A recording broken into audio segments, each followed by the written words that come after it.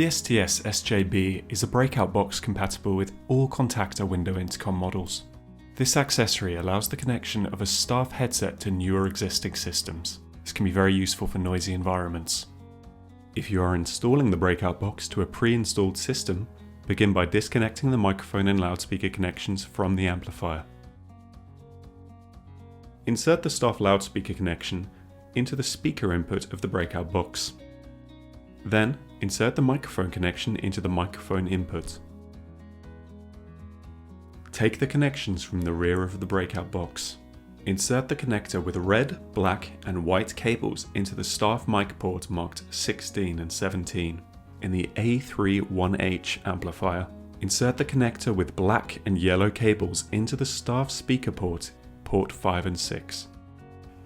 When installing into a brand new window intercom system installation, simply connect the staff unit to the breakout box. Then connect the breakout box to the amplifier.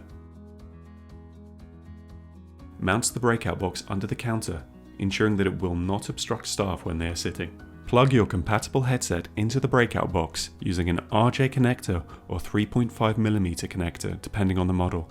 Then test the audio.